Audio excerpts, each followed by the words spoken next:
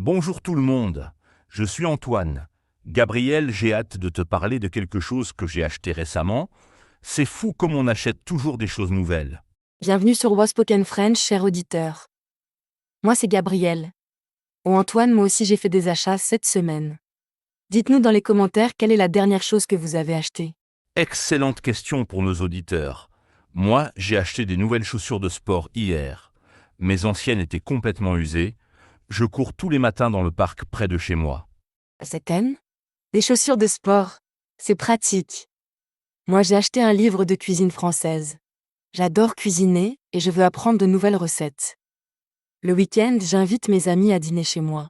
Que c'est bien. Et tu sais, Gabriel, acheter des chaussures, c'est toujours compliqué. Il faut essayer, marcher dans le magasin, vérifier que c'est confortable.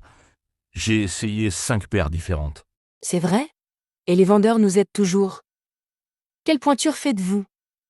Comment vous sentez-vous dans ces chaussures? Heureusement. Et le prix aussi, il faut comparer. Mes chaussures coûtaient 80 euros.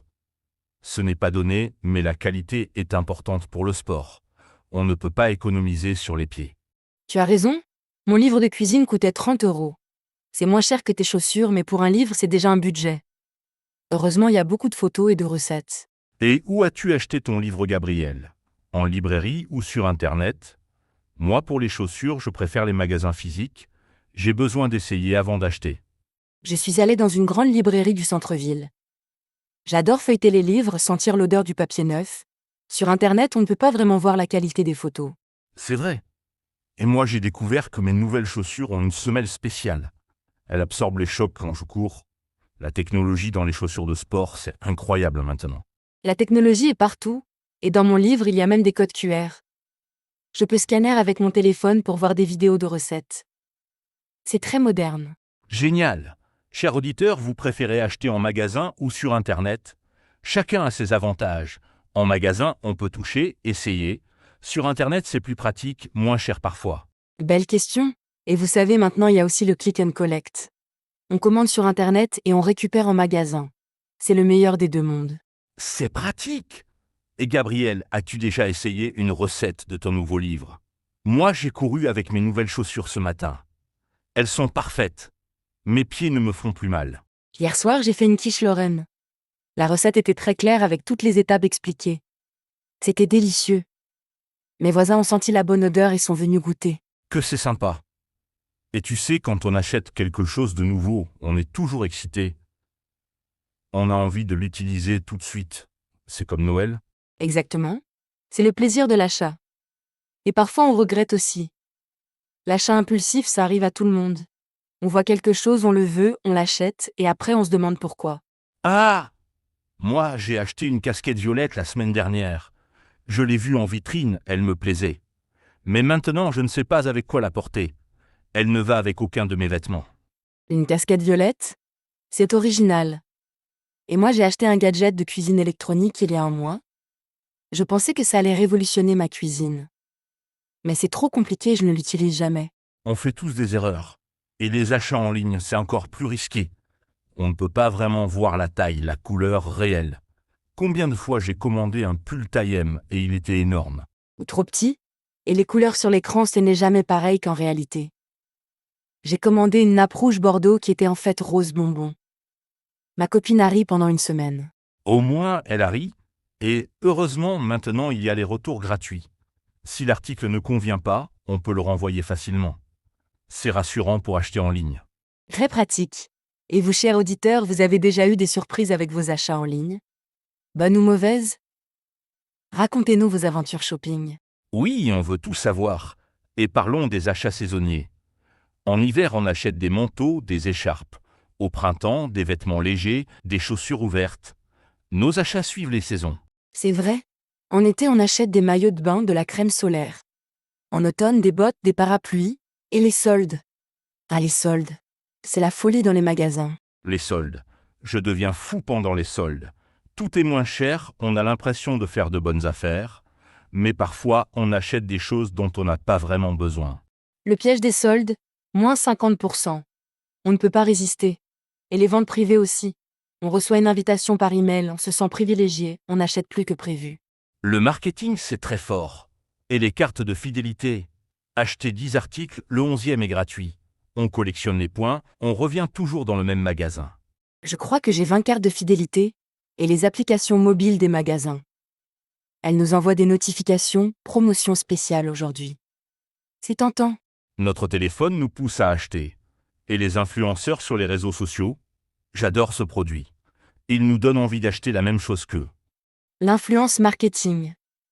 Mais attention, il faut garder son esprit critique. Parfois les influenceurs sont payés pour dire du bien d'un produit. Il faut se faire sa propre opinion. Très juste. Et les achats émotionnels? Quand on est triste, stressé, fatigué, on achète pour se consoler. Shopping thérapie, on appelle ça. Ça marche parfois. Mais ça coûte cher.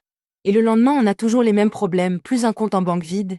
Il vaut mieux parler à un ami ou faire du sport. Tu as raison. Et les achats de groupe? Avec des amis, la famille?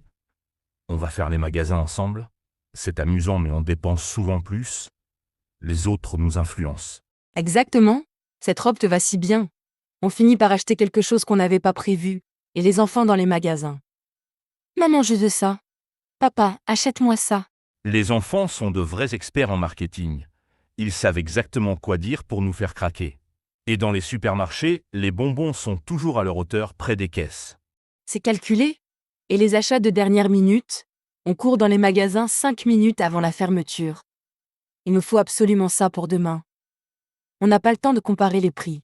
La panique de l'achat urgent et les achats de Noël, en décembre, c'est la folie. Les magasins sont bondés, les prix augmentent, on achète n'importe quoi pour faire plaisir. Décembre, le mois de tous les achats. Et après Noël, les retours et échanges. Cette taille ne me va pas, je n'aime pas cette couleur. Les vendeurs sont très patients. Pauvres vendeurs. Et les achats d'occasion, les brocantes, les vides-greniers, les sites de petites annonces. On peut trouver de bonnes affaires, des objets uniques. J'adore chiner, et c'est écologique. On donne une seconde vie aux objets. Au lieu d'acheter neuf, on recycle. C'est bon pour la planète et pour le porte-monnaie. L'économie circulaire et les achats éthiques, on fait plus attention maintenant. D'où viennent les produits? Dans quelles conditions sont-ils fabriqués? Le commerce équitable se développe. La consommation responsable. Et les produits locaux? Fabriqués en France, produits locaux. On préfère acheter près de chez nous pour soutenir l'économie locale. Patriotisme économique. Et les achats bio? Plus chers mais meilleurs pour la santé. Fruits et légumes sans pesticides, vêtements en coton biologique. Notre santé n'a pas de prix. C'est un investissement. Et les achats en vrac? Fini les emballages. On apporte tes propres sacs, c'est beaucoup. C'est écologique et souvent moins cher. Zéro déchet. Et les achats groupés, avec les voisins, les collègues. On commande ensemble pour avoir de meilleurs prix. Tu veux participer à la commande de pommes? L'union fait la force, et les achats sur les marchés, le contact humain avec les producteurs. J'adore les marchés. Et les achats de luxe? Parfois, on se fait plaisir. Une belle montre, un sac de marque, un bon restaurant. Il faut savoir se faire plaisir de temps en temps. Avec modération, et les achats pratiques, produits d'entretien, papier toilette, dentifrice. C'est moins excitant mais indispensable. On ne peut pas vivre sans. Les achats du quotidien et les comparateurs de prix sur Internet. Avant d'acheter, on vérifie partout. Ce produit est moins cher chez le concurrent. On devient des experts. La chasse au meilleur prix, et les achats spontanés en voyage, dans les aéroports, les gares. Oh, ce souvenir est mignon. On rapporte toujours quelque chose de nos voyages. Les souvenirs de voyage et les achats de panique avant les vacances. Il me faut une valise, des sandales, de la crème solaire. On court partout la veille du départ. La préparation de dernière minute, et les achats technologiques. Un nouveau téléphone, une tablette, des écouteurs. La technologie évolue si vite qu'on a toujours envie du dernier modèle. L'obsolescence programmée. Et les achats pour la maison? Meubles, décorations, électroménagers.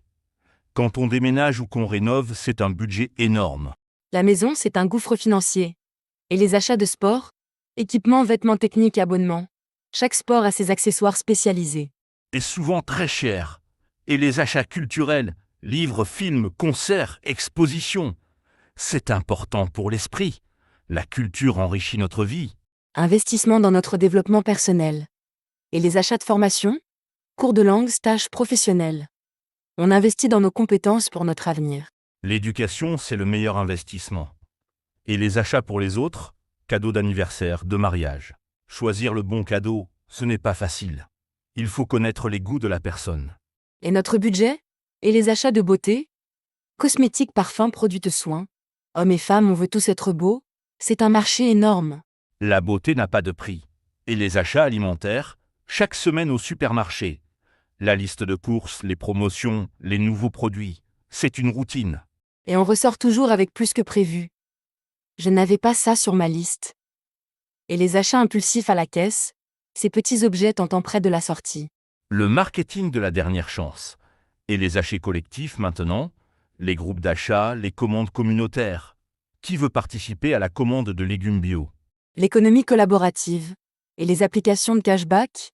On récupère un pourcentage de nos achats. J'ai gagné 3 € sur mes courses. Chaque petit euro compte. Les bons plans et les achats d'investissement. Œuvres d'art, bijoux, montres de collection.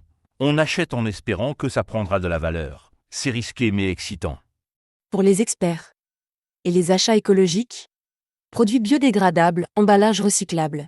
On fait attention à notre impact environnemental. La planète nous dit merci.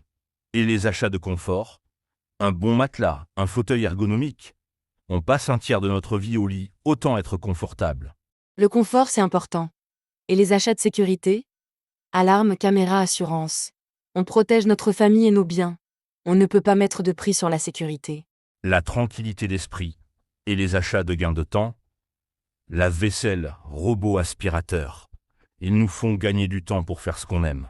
Le temps, c'est précieux. Et vous, cher auditeur, quel est votre type d'achat préféré? Pratique? Plaisir? Nécessité? Dites-nous tout dans les commentaires. On veut connaître vos habitudes. Et une question, regrettez-vous parfois vos achats? Ou au contraire, êtes-vous toujours satisfait de vos choix? L'art de bien acheter, ça s'apprend. Et n'oubliez pas, avant d'acheter, demandez-vous toujours en ai-je vraiment besoin? C'est la question magique pour éviter les achats inutiles. Sage conseil, Gabriel. Merci beaucoup de nous avoir écoutés aujourd'hui sur Wow Spoken French.